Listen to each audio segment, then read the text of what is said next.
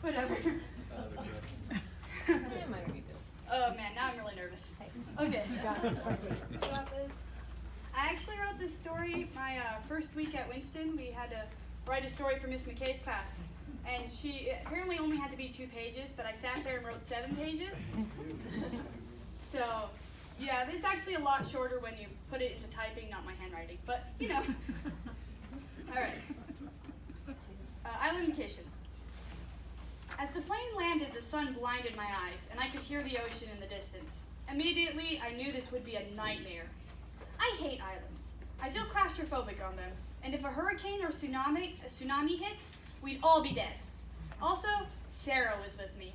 She'd be all over the place, stopping every 5 seconds to buy some trinket from every other store on the island.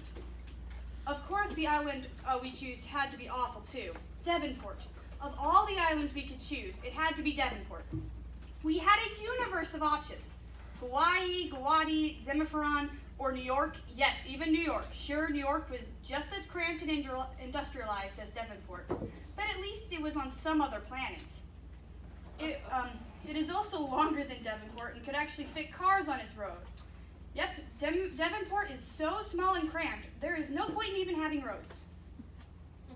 The point is, I did not want to be there, on that small little island whatsoever. I was stuck on stupid Devonport with my stupid, okay, not stupid, just impractical and annoying sister on a stupid family vacation that she insisted we go on every year for her birthday. No, birth month.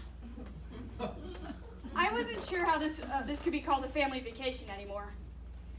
Mom was gone, and it's not like we had a dad to begin with. He left when I was 4 and Sarah was 2. I could barely remember him, and Sarah sure didn't. But we are both adults now, and I shouldn't have been so upset over Mom's death. I knew she was getting old and she had heart problems. I should have been ready, but I wasn't. Sarah was. She had her husband and kids. She had to be ready. But I live alone. I work from home. I had all the time in the world to miss Mom and think about all the things I didn't do with her, all the things I didn't apologize for. I knew this family, more like sibling, vacation was going to be a nightmare the moment I heard the ocean and saw the sun. We walked through the busy streets, Sarah dragging me into every store, filling my arms with shopping bags. I knew by the end of this trip I'd be paying for it all too. That's what happens when you're a pushover and you make lots of money. Sarah was having a blast without her kids and Mark. Sometimes moms just need a break. I smiled at the thought of Mark trying to braid Josie's hair, and Janie climbing all over him babbling about ponies, and Micah standing in the corner texting a boy. Finally, we made it to the hotel, a place where I would hide away the whole vacation. Maybe it was a good thing we didn't go to Manhattan or Hawaii. On Earth, they still had maids, which meant you actually had to leave your room if you wanted it cleaned. Unlike here, where the rooms clean themselves around you as you went about your day. I sat on the couch in the lobby while Sarah got her room.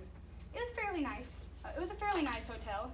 There were chandeliers all along the ceiling, and they were serving dinner. It was something simple, hot dogs and hamburgers, both common for Earthlings and Sanitons. Of course, Cassies and Xavians would probably freak out. Xavians can be picky, and I just assumed Cassies would freak out. Cassies are a weird race. Our room was at the very top of the hotel, the 40th floor. I hate heights. I also hate elevators. David, get in the elevator, my sister whisper yelled at me. You're not walking up 40 flights of stairs. It will take you forever and your legs will fall off before you get to 20. You underestimate me. They'd fall off by 30 and I can drag myself up the last 10. David, no, get in the elevator. She shoved me into the elevator. My heart began to race as the door shut. I was trapped. I clamped my eyes shut and held my breath. I was going to hold it for all 40 flights if I had to. I knew I was going to hate this trip. I just knew it. Is he okay? Someone asked Sarah. I couldn't see the person, but judging by his voice, he was an elderly man. He was thankfully the only other person on the elevator. Oh, he's just a bit claustrophobic, Sarah explained. A bit? I squeaked, stammering. You're either claustrophobic or you're not. There's no in between. Oh, I'm sorry, David. I forgot, she said, patronizing me. No, you... I sighed, frustrated. She didn't forget. She did that every time someone asked, and I couldn't help but correct her. The downfalls of being a San Antonian, I guess. We couldn't help but correct people. My hands curled into fists and I threw them at my sides. I'm also scared of heights. I took a deep breath and let it out. It's almost as bad as my claustrophobia. I was not about to cry. Do not cry, do not cry. I could not let myself cry. It would be so embarrassing and it would make the situation worse. I hate you so much, Sarah, I whispered. The old man chuckled and I knew Sarah smiled. The elevator stopped and I scrambled off. David, she called after me. This isn't our floor. If you would open your eyes, you would know that.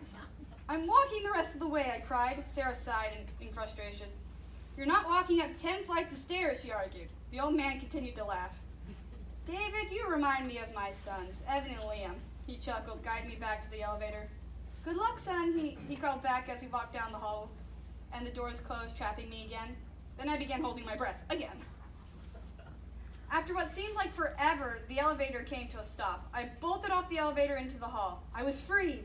I opened my eyes and took a deep breath to calm myself. We were on the 40th floor. Just thinking about it made me want to throw up. Sarah guided us to our room. To my horror, I found that half the walls in our room were covered in windows. So I actually did throw up where I stood. I'm sorry, David, Sarah told me, patting my shoulder.